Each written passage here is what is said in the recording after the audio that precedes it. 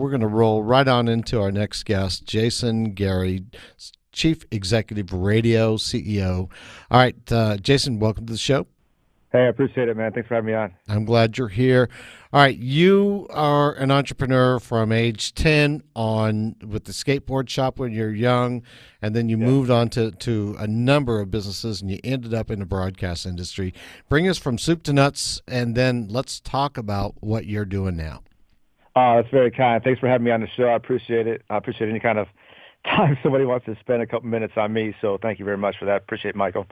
The proverbial, I did the grass cutting job and a little bit of papers here and there, but I used to like skateboarding, so I'd have a skateboard shop, and we'd fix the trucks and the boards, and put the board rails on, and we built ramps, and just got ahead. I was making about $150, a month, which afforded me some nice things. I'd have a boom box and the Michael Jackson zip-up pants, the parachute pants, and the board. We'd break dance and, live in a nice middle-class neighborhood. And my dad was an engineer, and my mom is an education in psychology, so she's got her master's in ed psych, and I was obviously the guinea pig for when it came to the sitting around the table and getting all the Freudian conversations.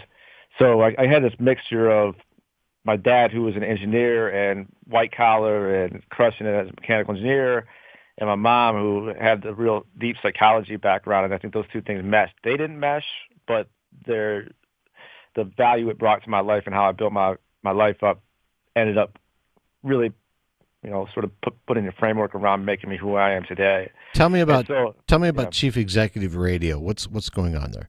Well, Chief Executive Radio is an involvement. I used to do Big Pitch Radio. Big Pitch Radio is the second of my nationally broadcast syndicated radio shows. So Big Pitch Radio, we actually were in terrestrial radio, and we were in 54 markets, and we were the fastest growing show on Biz Talk Radio Network. And the reason is because we made it Shark Tank on the radio. We wanted it a different format, so when they were selling it to the different stations, that it was interesting. It wasn't just another bunch of talking heads. And so we created Shark Tank on the radio, and ironically, I needed more businesses that needed capital to come out of my shows. We put it out there on our social media channels, and then Kevin Harrington, one of the original sharks on ABC Shark Tank, got wind of it and wanted to produce companies that were seeking capital to my show. I ended up talking him to be a co-host on my show. And Kevin was, again, one of the original sharks on Shark Tank, but more importantly, he's a pioneer because he's the one that started the entire infomercial business. And so he was the head of HSN. He launched all the products from Tony Little to George Foreman grills to P90X to everything. He's the one that sort of pioneered the entire industry. He's done over $7 billion in sales, over 120 different products, or 600 products, 600 products, all the different gadgets you see out there on infomercials, and companies that he's built out over the last 40 years. And so he was my co-host on the show, and we built a really strong relationship.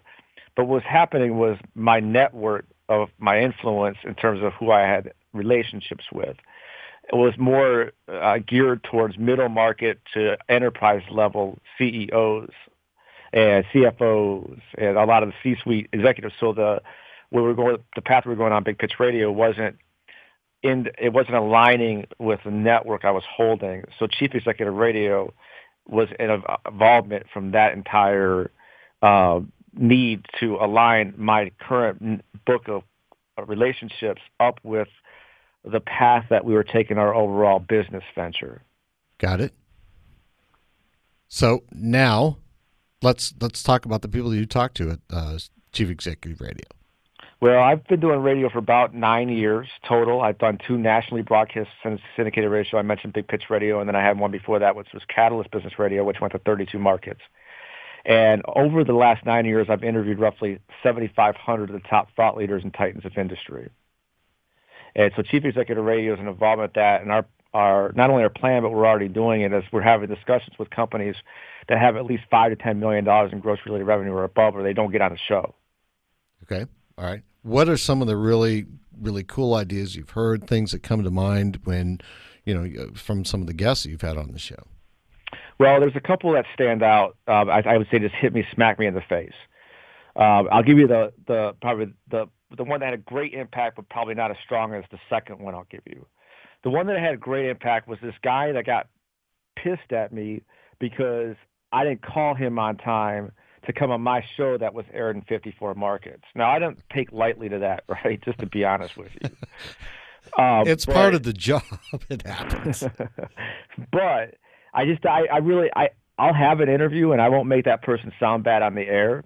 But if I had my druthers, I would grab them by the throat and on the air, right, in terms of how I would approach them. But I let it go. I let it go because he had a really successful business. They were doing a franchise where they'd go around to dental offices and they'd fix their equipment on the day so they wouldn't have to give up a day's worth of revenue, which could mean $3,000 to $5,000. Right, Jason. It's called Dental RX. And so, yeah, go ahead, please. Let me pause right here. We've got to take a break. We'll come back and we'll continue the conversation on the other side. All right. Beautiful, brother. Thank you. All right, you're welcome, Jason Garey, CEO, Chief Executive Radio. Let's take a break right now. You've been listening to CEO Money with Michael Yorba. This segment brought to you by Tycon Partners. We'll be right back.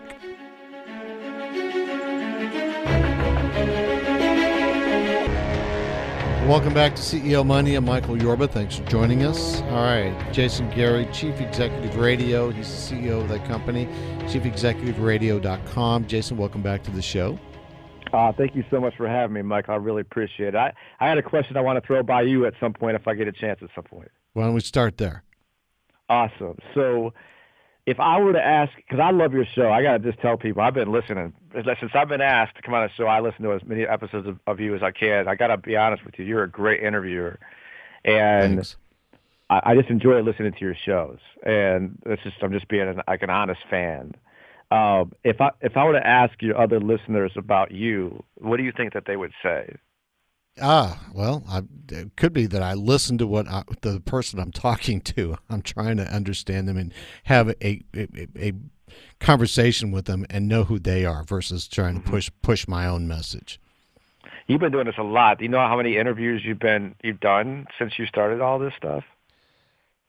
13 years ago? 14 years ago? No, I haven't kept track. It's thousands. If you had to guess, throw it into a category. Like, is it 1 to 10, 500 to 1,000, 1,000 to 2,000, 500? Stratosphere-wise. It's over 5,000.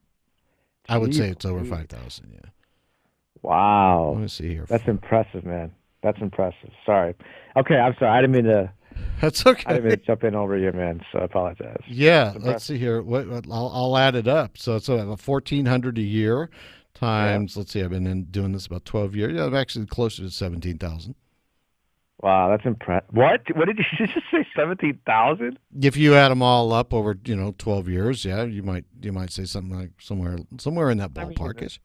If you're like me, wouldn't you agree that one thing that I didn't think about at the front end of this whole journey, but I can look back in retrospect and say, is how much we learn. Yeah.